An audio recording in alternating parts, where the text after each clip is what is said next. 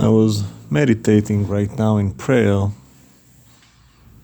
about salvation, and I wanted to share this newfound perspective that you probably never even heard before.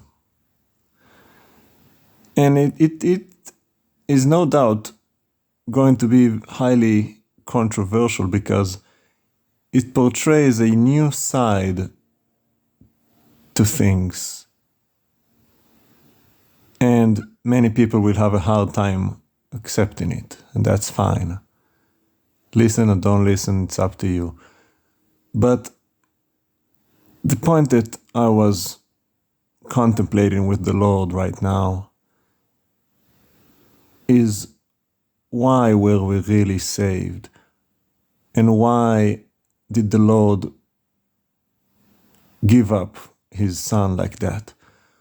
What was really that all about? And now, after contemplating and praying, I do believe, and I might be wrong, but I do believe that what the Lord was showing me is that the atonement of Yeshua too was due to God's righteousness.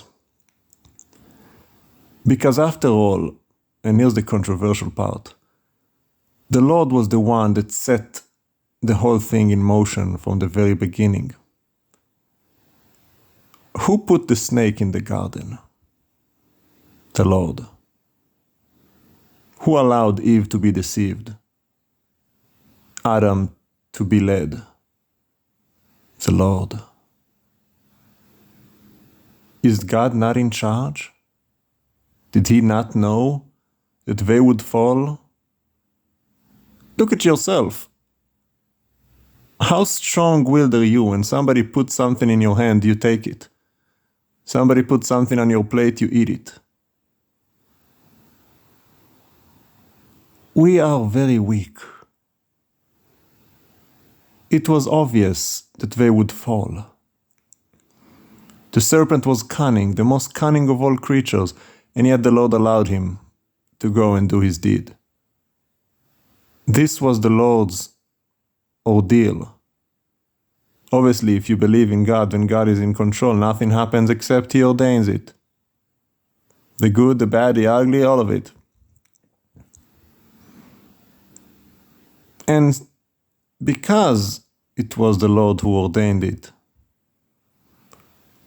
surely it also must be the Lord to fix it,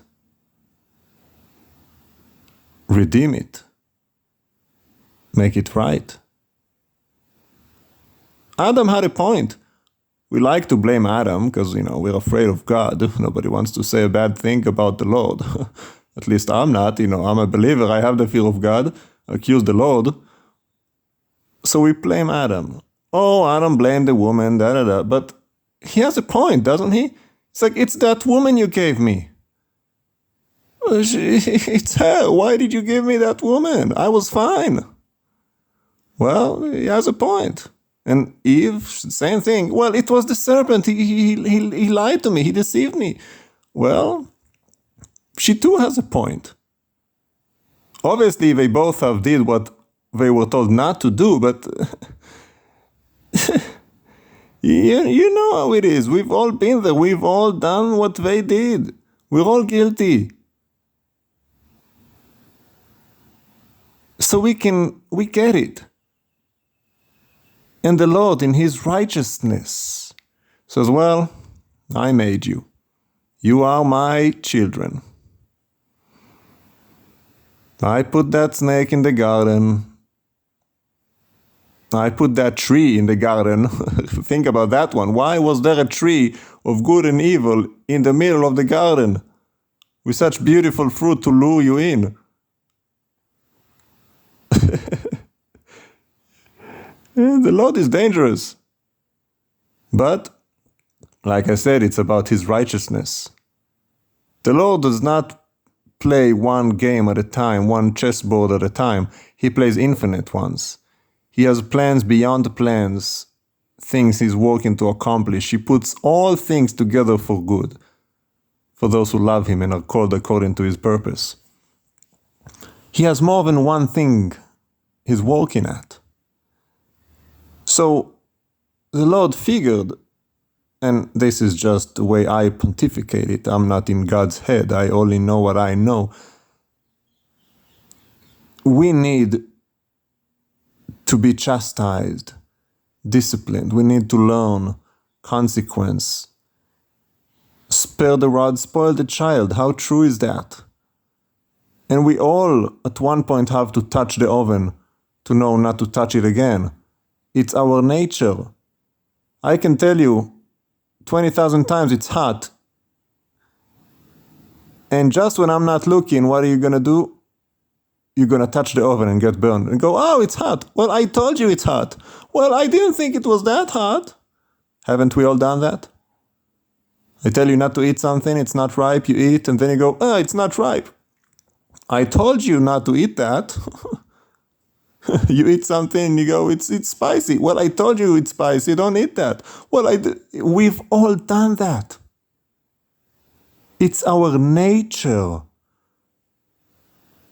So the Lord had to get that ball rolling. And because he's righteous and gracious and loving,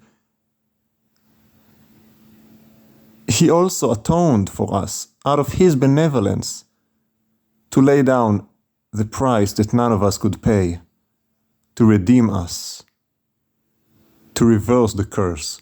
We had to be cursed because, again, he is righteous. He told us, if you eat from this, you will die, so surely the Lord must keep his promise. And we did die. And then out of his own righteousness, he also made a way for us to come back to life, to be born again. That's the whole point. You're already dead. You can't really die. You're already dead. You were born dead. So you have to be born again to come back to life. That's the whole message of Yeshua, the Mashiach, what he came to do. Out of God's righteousness, he made us. Remember, we belong to him. He could have just erased us and started something else, but he did not. He chose us to be his children, to learn and grow and understand. It's all a part of the plan. There is no plan B with God. He does not have to improvise. Everything is a part of the plan from the very before the beginning. Every day planned out already, every sin, every fall, every judgment, together for good. Taking all variables, all choices, all flaws, everything put together.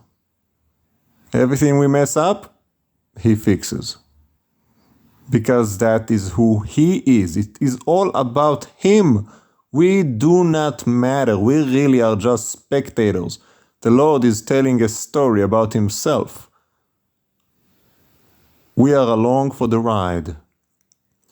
He made it. It is his story. His story. His. He is righteous, he is good, and he is just. Remember that. The Lord will set it right. The story is not over yet. Just like any story that you write, there has to be a time where darkness seems to have the upper hand. That's what makes the story great. Ups and downs, over and out.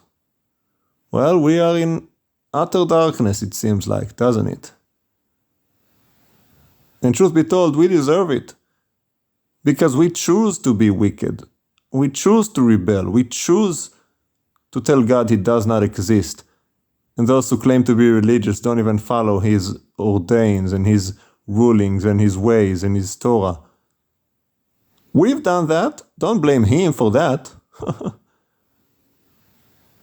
Now you could go back to your childhood and blame mommy and daddy for setting you on the path, and well, again, you have some point, but you still did what you did.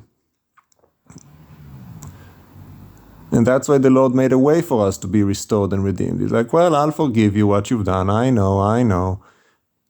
Yeah. You started off on the wrong foot. I know. You were born in sin. You can't help yourself. You were born a crack baby. I know. I'll cover that part. Now here's what I want from you. You just come back home and do what's right. You have to be willing and obedient. The Lord does not require much from us. He really does not. The commandments of God are not hard. It's not hard. It is a matter of the heart to want to do what is just and right, whether you know what is just and right or not. And that's the catch. Most of the time, I don't know what is the right thing to do, but I still want to do whatever is right. So then, when I find out, when I learn that what I was doing is not the right thing, now I have to change, because I say, oh, well, that's not what I want to do. I want to do what's right. You have to be taught right from wrong, good from evil. We don't know, do we?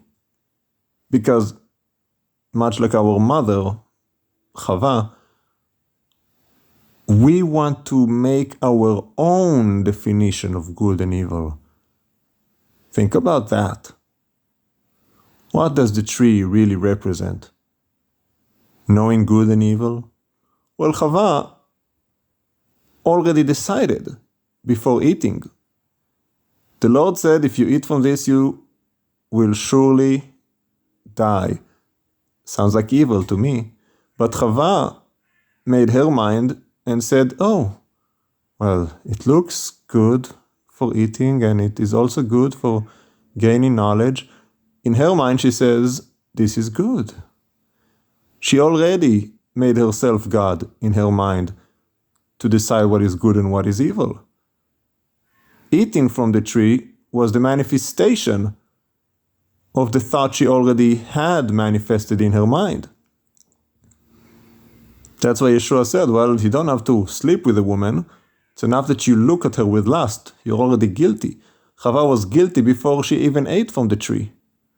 It was already in her heart to choose in her mind what is good and what is evil. And that's the point. Whether God did it or not, we already sinned before we sinned. Serpent or no serpent, what difference does it make? You look at what you were told not to touch and you decide it's good to touch and you touch it. There you go. So put that with the beginning of the message on God's righteousness and benevolence and compassion and grace and love and mercy and goodness. And you have this compound deal of righteousness and how great the Lord is. That even though we do deserve death, He's given us life. Wow. How amazing is that? That the one who made us is just that great and more, infinitely more. No one can comprehend the goodness of God. There is not a shifting shadow in Him. He is completely pure. We do not understand because we are humans, a flawed creature made of dust in a fallen world. Don't think so highly of yourself. Just because you have self-conscious, you're self-aware, you can scheme. Don't think so highly of yourself. You're not much different than a mosquito. You know, we do share 60% DNA with bananas. You are dirt. You are dust. Calm down. Glorify the Lord. Put your trust in Him. Put your joy in Him. He is your hope, your only hope, and your salvation. Serve Him. Do His will. Keep His mitzvot, His commandments. It will go well with you. Hallelujah.